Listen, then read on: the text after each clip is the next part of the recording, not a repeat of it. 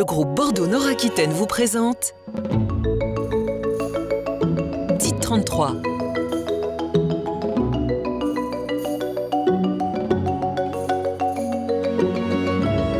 Dites 33.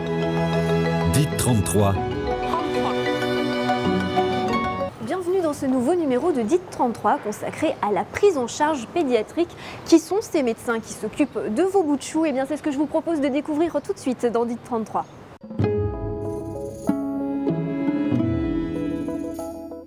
Rouget, vous êtes la maman de Quentin qui vient d'être opéré ce matin. Est-ce que vous pouvez nous en dire un petit peu plus sur cette opération? Il a été opéré d'une fistule anale, donc ce matin, une opération d'une demi-heure qui s'est très bien passée.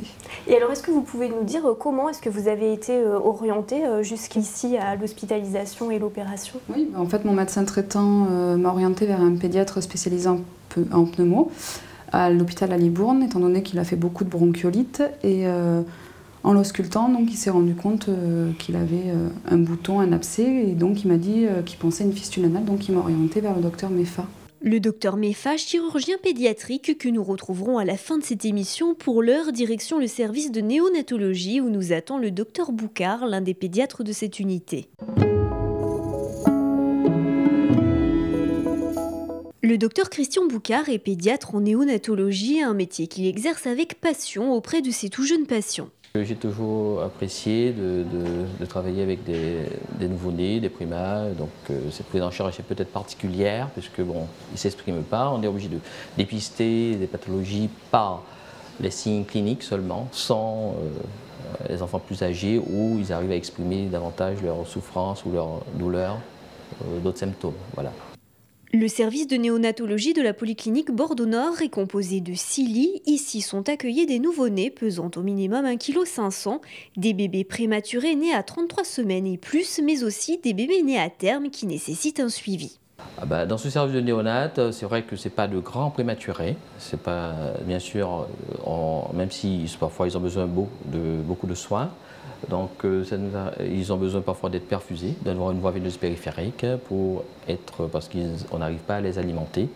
Donc on apporte tout par la voie veineuse périphérique. Donc c'est vrai que parfois ils ont besoin d'être gavés également, comme vous avez pu vous rendre compte le gavage de cet enfant tout à l'heure, de ce prématuré. Parfois une aide respiratoire. Bon, c'est vrai qu'en général, quand ils ont besoin d'une aide respiratoire, on ne peut pas les garder trop longtemps ici. Donc ça nous arrive de devoir les intuber, de faire du surfactant et les extuber après. Si on arrive à extuber cet enfant, on peut les garder dans le service. Sinon, on les transfère à un niveau 3, donc au CHU de Bordeaux. Ce service peut accueillir des enfants 24 heures sur 24 et 7 jours sur 7, 365 jours par an. Ici travaillent des pédiatres, des puéricultrices, mais aussi des assistantes puéricultrices. Être pédiatre en néonat, ce n'est pas uniquement être présent dans ce service. Donc en plus de la néonatologie, on a bien sûr les suites de couches. On sait que c'est une maternité qui fait à peu près environ 3000 accouchements par an. Donc bien sûr, il n'y a pas que les nouveau-nés qui viennent en néonat qui peuvent avoir des soucis. On doit dépister déjà, en suite de couches, examiner systématiquement tous les enfants et voir si, bien sûr, ils sont en bonne santé, s'ils n'ont pas de complications, s'ils n'ont pas de malformations, s'ils n'ont pas d'anomalie quelconque. Donc, bien sûr, voir comment l'alimentation se passe, s'il y a une bonne... la maman allaite correctement, s'il n'y a pas une perte de poids trop importante, si également il n'y a pas une jaunisse, un ictère qu'il faut prendre en charge, bien sûr, en suite de couche. Donc voilà les suites de couche, comment ça se passe. Et bien sûr, on a également le service de la salle d'accouchement où il faut parfois réanimer, si c'est un accouchement difficile. On est appelé systématiquement si on pense qu'on aura besoin d'une réanimation par le pédiatre, ou bien si c'est un bébé qui naît par césarienne, ou également si c'est un accouchement par siège. L'an dernier, le service de néonatologie de la polyclinique Bordeaux-Nord a accueilli environ 250 bébés. Docteur Boimont, vous êtes chirurgien pédiatre. Pour commencer, est-ce que vous pouvez nous dire quelles sont les particularités de la chirurgie pédiatrique? Oui, la chirurgie pédiatrique est spécifique car elle traite les pathologies d'un organisme en croissance.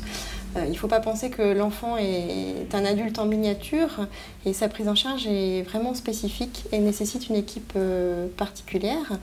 Elle est spécifique à 2 titres. En effet, elle nécessite d'être efficace sur une pathologie, mais elle nécessite aussi d'être le moins traumatisante possible pour l'enfant et pour sa famille, ce qui va passer par un accompagnement global qui va commencer dès la consultation en expliquant à la famille et à l'enfant ce qui va se passer, comment va se passer son hospitalisation. Ensuite, pendant l'intervention, nous allons choisir des techniques chirurgicales dites mini-invasives, c'est-à-dire le moins traumatisantes pour l'organisme, comme la cœlioscopie qui permet de réduire la douleur post-opératoire, la durée d'hospitalisation et les cicatrices. Et enfin, après l'intervention, la douleur de l'enfant va être prise en charge de façon efficace pour que l'enfant puisse rentrer à la maison avec le meilleur souvenir possible de son hospitalisation. Et est-ce que tous les chirurgiens pédiatres ont la même fonction? Non, alors il existe des chirurgiens pédiatres viscéraux qui vont s'occuper des malformations et des maladies digestives et urologiques de l'enfant. Par exemple l'appendicite, le reflux, la hernie, et puis des chirurgiens pédiatres qu'on va appeler orthopédistes qui vont s'occuper des anomalies au niveau osseux, squelettique de l'enfant, comme les fractures, les scolioses, les pieds-bots et d'autres anomalies au niveau des membres et du dos.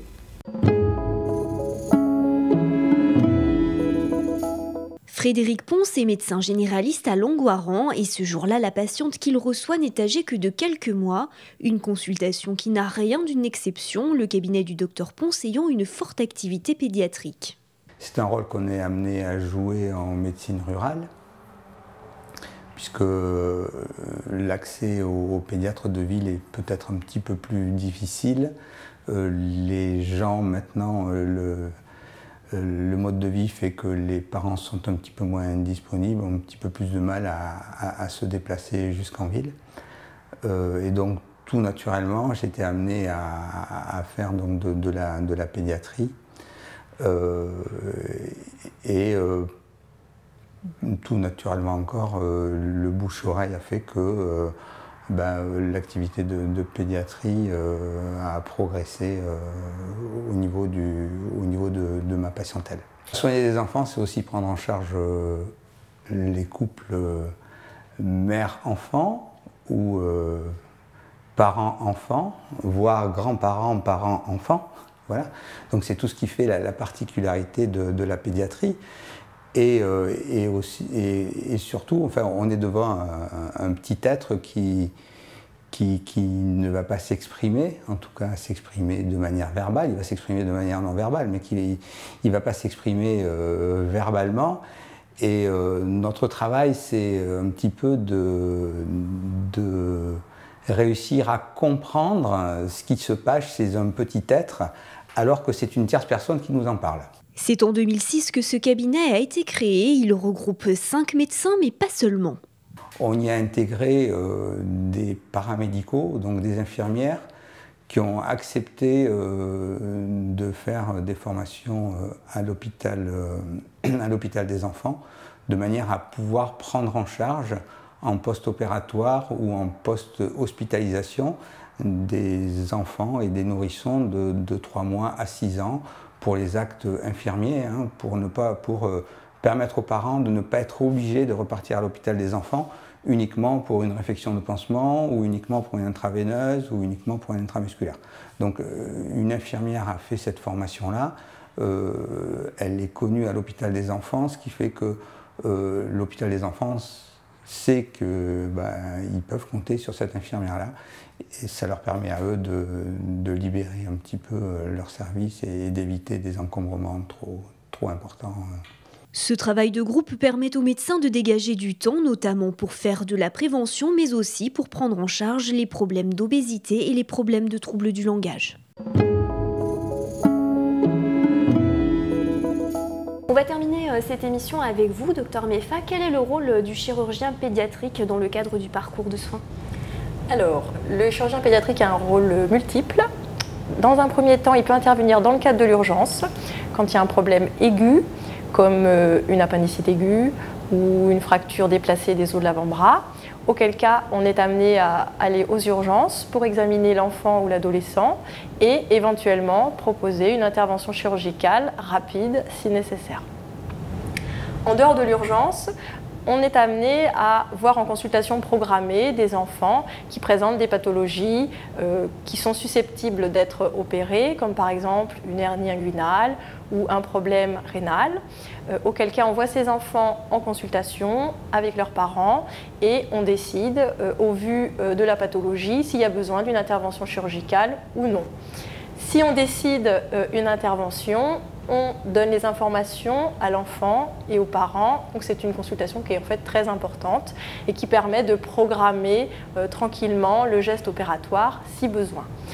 On peut aussi éventuellement, on n'est pas obligé d'opérer tous les enfants. Il y a des enfants qu'on suit régulièrement en consultation qui ne nécessitent pas forcément d'intervention chirurgicale, mais qu'on suit régulièrement tous les 3 ou 6 mois en fonction de la pathologie.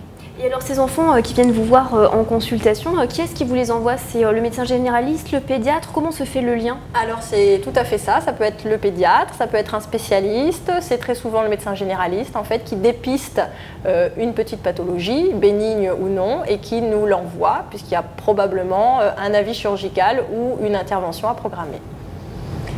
Le dernier versant de notre rôle, c'est une consultation avant la naissance, puisqu'à l'heure actuelle, on est souvent capable de dépister des malformations lorsque le bébé est encore dans le ventre de la maman, lors des échographies obstétricales.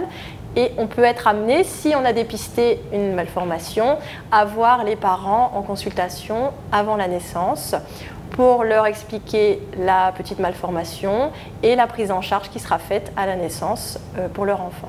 Et alors ça veut dire que dans ce cas-là, les enfants, vous les suivez donc avant leur naissance et ça peut aller jusqu'à quel âge après? Alors on les suit en théorie avant la naissance jusqu'à la fin de l'adolescence, ce qui correspond entre 16 et 18 ans en fonction des morphotypes de chacun. C'est la fin de cette émission, je vous donne rendez-vous dans 15 jours pour un nouveau numéro de DIT 33 consacré au retour à domicile après l'hospitalisation.